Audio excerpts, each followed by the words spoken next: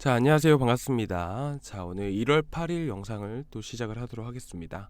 일단 지금 상황에서 파워레저를 간단하게 짚고 넘어가도록 하겠습니다. 기본적으로 이제 파워레저 같은 경우, 그리고 마스크 네트워크, 일부 폴리메시라든지, 지금 현재 주말 동안에 차익 실현이 많이 나오고 있는 코인들이 되게 많습니다. 현재 상황에서 어떻게 보면 금리 인하 기대감과 ETF 출시에 대한 기대감 때문에 시장이 전반적으로 상승을 해왔고, 어느 정도 거품이 많이 형성된 시점이 되고, 추가적으로 경기 침체와 관련된 이런 지표들이 2월 달부터 나올 가능성이 높기 때문에 여러분들이 어느 정도 현재 시점부터는 좀 조심하시는 게 가장 좋지 않을까라는 생각이 들고요. 특히나 ETF 관련해서 질문이 많아서 잠시 간단하게 브리핑 드리면, 필연적으로 승인될 수밖에 없다라고 저는 생각을 합니다. 다만 ETF 승인 시 기대감은 여전히 이미 지난달부터 해서 반영이 되어 온 상황이고요. 최근 금리나 기대감까지 시장이 반영되어 있다 보니까 지금 시장에 어느 정도 거품이 형성된 상황이라고 보시면 될 것 같습니다. 제가 이렇게 거품이라고 보는 이유는요, 기대감에서 오는 상승, 이미 2023년 말부터 해서 점도표를 살펴보시면 6월 달에 금리 인하 가능성이 높다라고 했고요. 현재 상황에서만 보더라도 이미 1월, 3월도 아닌 6월 금리 인하 가능성이 높다라고 현재 제시되고 있는 상황입니다. 그렇기 때문에 1월 달, 그리고 3월 달에 또 FMC가 있죠. 이때 오히려 기대감으로 올랐던 것들이 금리 인하가 아닌 동결시로 발표될 경우에는 실망감으로 인해서 거품이 꺼질 가능성이 높다라고 보는 겁니다. 그래서 1월 미국 시장 실적 발표 시즌이죠. 자, 이제 실적이 하나하나씩 나오기 시작할 겁니다. 12월 달에는 이제 연말이기도 하다 보니까 이 소비에 대한 부분들이 크게 반영되지는 않을 거예요. 쉽게 말을 해서 소비가 꾸준히 잘 이루어졌다 보니까, 그렇다 보니까 일부 기업들에서는 실적이 악화되는 흐름들이 나올 수 있겠지만, 대부분 무난하게 흘러갈 가능성이 높습니다. 컨센서스 예상치에 대한 부분들은 어느 정도 부합한 수치를 나올 수가 있다라는 부분들이죠. 물론 여기서 소비 침체에 대한 시그널이 어느 정도 나올 수 있기 때문에 우리가 이런 부분들을 하나씩 체크해 볼 필요가 있고요. 그리고 1월 그리고 12월 달에 보게 되면 신용카드 연체율이 되게 많이 높습니다.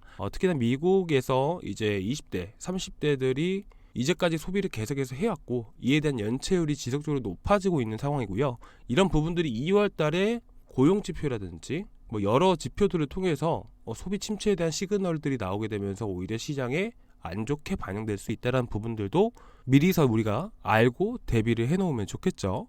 자, 그리고 1월 20일에 셧다운이 예정되어 있습니다.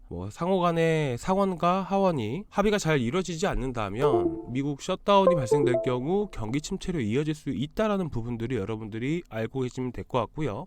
그리고 1월 말에 FOMC, 누누이 말씀드리지만 이 FOMC 금리 인하 기대감 때문에 시장이 많이 올라왔습니다. 하지만 1월 말 그리고 3월 달에 금리 인하가 아닌 금리 동결이 나오게 될 경우에는 이 때문에, 자, 금리 인하 기대감 때문에 올랐던 상승분들이 실망감으로 변질되면서 하락을 유도할 수 있다.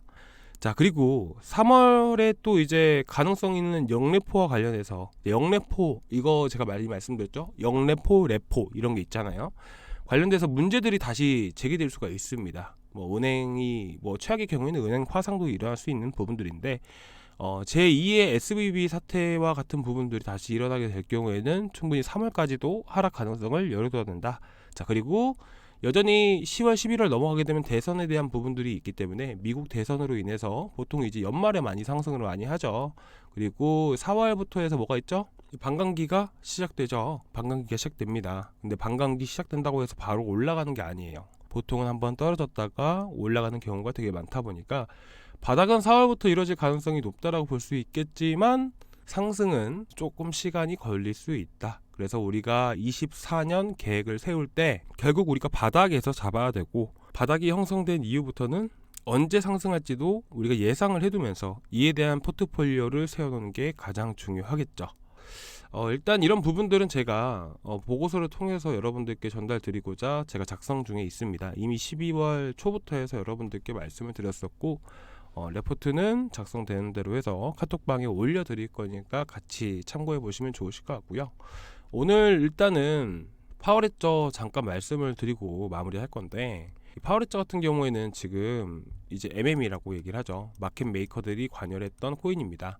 파워레저와 이제 주포가 같은 종목이 스테이터스 네트워크 토큰이고요. 그리고 스레솔드도 개별적으로 이제 움직였던 코인들인데, 이런 것들이 지갑을 확인해 보게 되면 업비트 내의 잔고에 꽤나 비중이 많이 큽니다. 쉽게 말을 해서 주포가 업비트 내에 많이 보관을 하고 있는 하나의 코인이라고 보시면 돼요. 결국에는 시장 기대감도 낮아지고 유동성도 많이 낮아지다 보니까 지금 현재 차익 매물들이 나오고 있는 상황이고요. 이렇게 급하게 떨어졌다고 해서 이제 기술적 반등을 노리고 들어가려고 하시는 분들이 많이 계세요. 물론 기술적 반등이 나올 수는 있습니다. 그렇다고 해서 무슨 차트가 만들어지고 지지해주고 하면 반등이 나온다라고 그냥 일단 이런 개념으로 알고 계시는 분들이 계시는데, 그런 게 아니고요. 결국 이 마켓 메이커들이 바닥 구간에서 물량이 유입이 되어야지만, 바닥에서 다시 물량을 잡아야지만 다시 반등이 나올 수가 있는 거예요. 기술적 반등이라는 것은 과거 차트를 보고 나서 어느 정도 지지한 시점에서 반등이 나온다라고 알고 계세요, 대부분. 근데 그런 게 아니고요. 결국 세력들도 반등조차 주지 않은 경우가 되게 많다라는 거예요. 우리가 반등이 나온 케이스만 보다 보니까 반등이 다 나오는 것처럼 보여도 사실상 다 확인을 해보게 되면 반등이 안 나오는 경우가 되게 많습니다. 그리고 시장도 어느 정도 따라줘야 되고요. 하이파이 같은 경우에는 시장이 어느 정도 따라줬기 때문에 반등이 강하게 나와줬던 케이스이고, 지갑 분석을 잘 하시다 보면 하이파이도 이 MM 세력들이 물량을 바닥에서 다시 담아가는 게 보입니다. 자, 그런 부분들은 저희가 게시판에다 또 올려드렸으니까 한번 참고해서 보셨으면 좋겠습니다.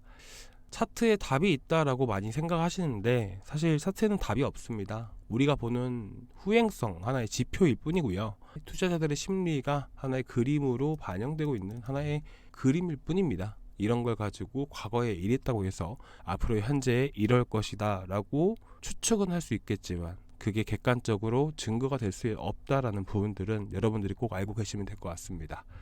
자, 오늘 파워레저 매수하려고 하시는 분들이 계실까봐 말씀을 드렸던 부분들이고, 지금 물리신 분들은 제가 이제 아래 하단 번호로 남겨드릴게요.